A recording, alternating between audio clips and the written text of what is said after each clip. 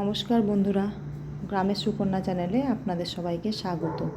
আজকে আমি একটি রেসিপি নিয়ে এসেছি। রেসিপিটির নাম হচ্ছে সুজির রসমালাই।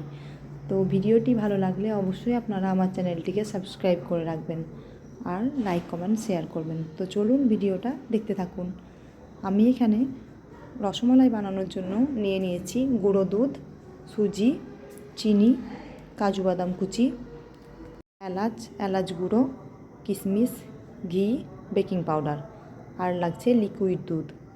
এখানে ক্যারামেল বানানোর জন্য আমি এখানে একটা কড়াই বসিয়ে দিয়েছি। কড়াইটা গরম হয়ে গেছে। আমি এখানে চিনি দিয়ে দিচ্ছি। গ্যাসের ফ্লেমটা একদম লোতেই রেখেছি যাতে চিনিটা না পুড়ে যায়। তো এইভাবেই চিনিটাকে গলিয়ে আমি একটা বাদামি কালার করে নেব। এখানে খেয়াল রাখতে হবে ক্যারামেলটা যাতে না পুড়ে যায়। তো এখানে আমি এবার উষ্ণ গরম দুধ দিয়ে দিচ্ছি। তো দেখতেই পাচ্ছেন ক্যারামেল আর দুধ খুব সুন্দরভাবে মিশিয়ে নিয়েছি। তো কত সুন্দর একটা কালার চলে এসেছে। তো এখানে দেখতেই পাচ্ছেন খুব সুন্দর একটা কালার চলে আসার পরে আমি এখানে দিয়ে নিচ্ছি 4 চামচ মতন গুঁড়ো দুধ। গুঁড়ো দুধ দিলে খুব তাড়াতাড়ি ঘন হয়ে যায়, সেই জন্য দিয়ে নিলাম। দেওয়ার পরে আমি এখানে খুব ভালোভাবে মিশিয়ে নিচ্ছি।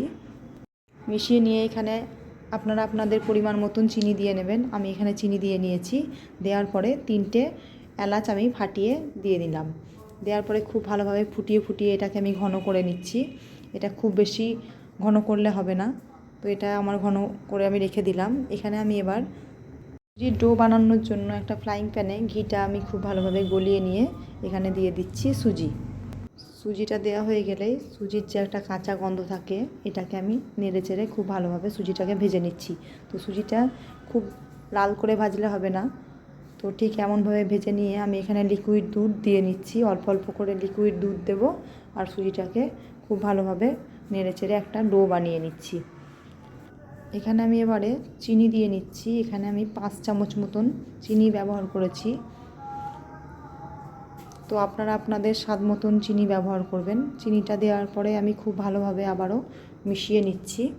মিশিয়ে নিয়ে দেখতেই পাচ্ছেন সুজির প্যানের গা ছেড়ে চলে আসছে একদম। ঠিক এমনটাই ডো বানিয়ে নিতে হবে, খুব শক্ত করলে হবে না।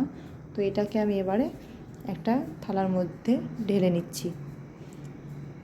এই ডোটা ঠান্ডা অবস্থায় মাখলে হবে না।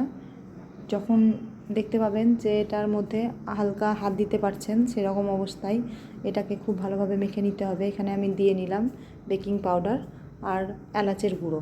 তো এই দুটোকে দিয়ে আমি খুব ভালোভাবে মেখে নিচ্ছি। তো আমি সুজির ডো বানানোর জন্য আমি এখানে 4 থেকে 5 মিনিট খুব ভালোভাবে হাতের সাহায্যে চেপে মেখে নিচ্ছি। তো এখানে আমার খুব সুন্দরভাবে মাখা হয়ে গেছে। এখানে আমি রসমালাইয়ের মিষ্টিগুলো বানানোর জন্য হাতে হালকা ঘি লাগিয়ে নিয়েছি। নেওয়ার পরে আমি একটা ডো কেটে নিচ্ছি। নিয়ে গোল করে নিয়ে 2 হাতে করে চাপ দিলে একটা চ্যাপ্টা টাইপের মিষ্টি বানিয়ে নিচ্ছি। তো আপনারা আপনাদের ইচ্ছে মতন মিষ্টিগুলো শেপ দিয়ে নিতে পারেন। আমি ঠিক এরকমভাবে বানিয়ে নিচ্ছি।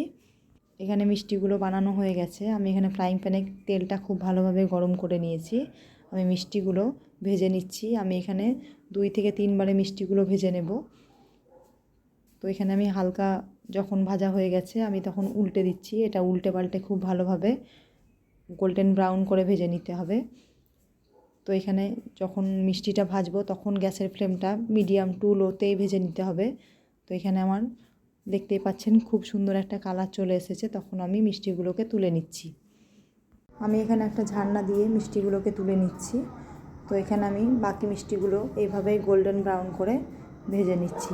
তো ভেজে নেওয়া হয়ে গেলে এখানে আমি মালাইটাকে খুব ভালোভাবে ফুটিয়ে নিয়েছি। ফুটিয়ে নিয়ে আমি মিষ্টিগুলোকে একে একে দিয়ে নিচ্ছি। এখানে দেয়া হয়ে গেলে আমি এখানে আবারও 2 মিনিট মতন ফুটিয়ে নেব।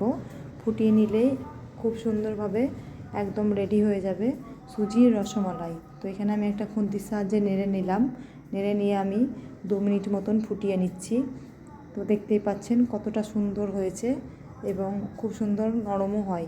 তো এভাবে অবশ্যই আপনারা একবার বাড়িতে বানিয়ে দেখবেন, আপনাদেরও ভালো লাগবে। তো ভালো লাগলে আমার চ্যানেলটিকে আপনারা সাবস্ক্রাইব করে রাখবেন আর লাইক কমেন্ট শেয়ার করতে ভুলবেন না। এখানে আমি কিশমিশগুলোকে ওপর থেকে ছড়িয়ে দিচ্ছি। তো এভাবে একবার অবশ্যই আপনারা বাড়িতে বানিয়ে দেখবেন। তো দেখা হবে আবার নতুন কোনো ভিডিওতে। ততক্ষণে ভালো থাকবেন, সুস্থ থাকবেন। ধন্যবাদ।